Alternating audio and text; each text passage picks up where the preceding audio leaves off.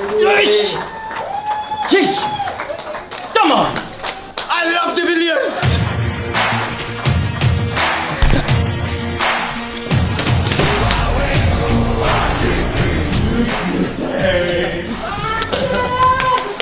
That was unbelievable. Wow. Wow. I'm lost for words. Wow. That's a win and a half, boys. That is a good issue. Right. I'm so exhausted now. Oh, yeah.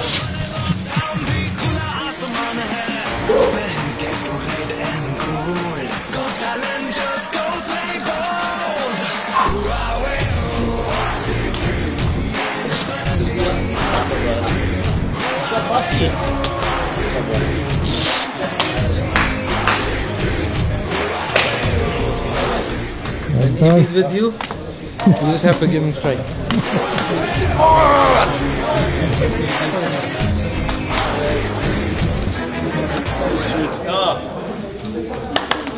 Tension तो बस last over से पहले इतना था कि बता नहीं सकते, लेकिन सर खेल रहे थे तो ये भी पता था कि हो ही जाएगा जो भी हमें चाहिए.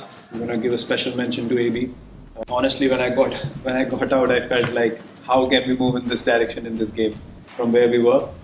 And then when he was playing, the belief he gives the team to still think that we can even get 45 of 2 overs, it's unbelievable, and he delivers. So, De Villiers, you have delivered again. There's no doubt that the momentum was with the opposition, and it was basically theirs to win.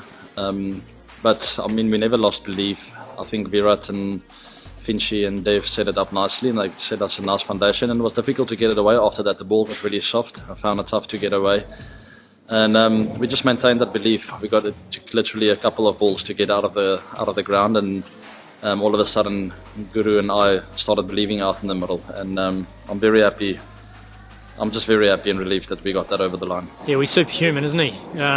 There's very few people in the world cricket who could do that, and obviously we're lucky enough to have him at RCB. So we've seen a couple of those this year, probably 3 to be fair. And today was as good as it gets. To be able to hit sixes like he does at ease, and with like I say, with the ease that he does, is incredible to watch. And just the consistency. I'm so glad I'm playing on his team. It's taken me so long to be on the same team as him because I could never get him out. We were just talking to each other that if both of us stay till the last ball, we'll chase down the target, whatever it is. And when I was not able to hit in the beginning, AB sir was giving me confidence, and he was telling me to keep the shape and just take the twos, because there was a long boundary on one end, and we had to take the twos, so we didn't have to take much risk there.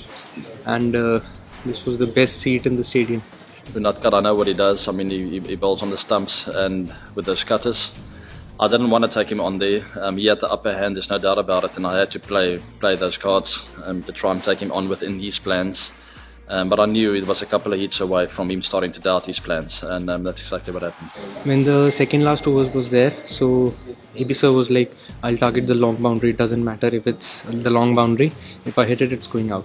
We saw at the end, I mean, AB's class was, we all know he's the GOAT, and that's why we're very lucky to have him in the team.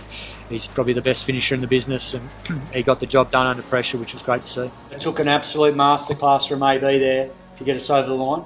And obviously, not just AB, thought Maury as well with the ball today was outstanding. And today, fortunately, like I said, today was my day. I landed it where I wanted to most times, because we are playing against world-class opposition. So there's going to be another day where I bowl better and go for more runs and not get a wicket. So I'll take today, be happy. We'll celebrate nicely. It's been a tough four games for us.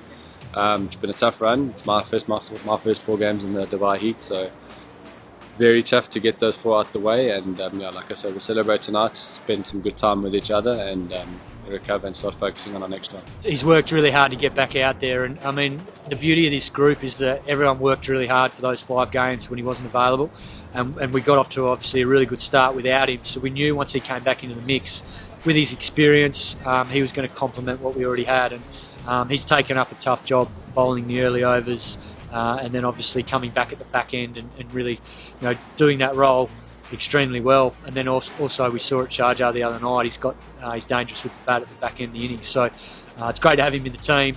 His energy around the group's been magnificent, but I think most importantly it's his decision making under pressure, which has been great to see.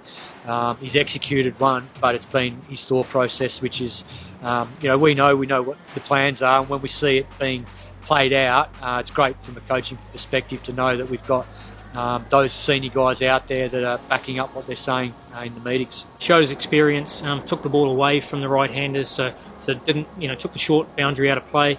It was a really smart bowling performance, and he's continuing to go from strength to strength. One more memory from today. We've had lots, but there's one more. One of our characters in this squad gets his first cap for RCB, so it's a very special day for him and the rest of us to share in that with him. So Jahal, Zant, can you please come up and present Shahbaz with his cap? We've certainly tried to be consistent with the group because we sort of know the history's been, there's been a lot of chopping and changing, and we were mindful of that because it's hard for guys to nail down a position and do it really well when you're in and out of the team. So we've been really mindful of that, but we're also mindful that you've got to try and pick an 11 to try and win that specific game. And obviously the opposition and the wickets can play a part in the 11 changing. So from that point of view, hopefully these two agree with me, but there is going to be a few changes here and there, but more often than not we're picking the same 9 or 10 players. I'm standing here, we know we got 2 points, and I'm hurting because I wasn't there with him in the end. So as long as, even with the wins, as we said, we learn, then that hurt is going to turn into anticipation, excitement, and desire the next time we step on the field, and we want to make it right.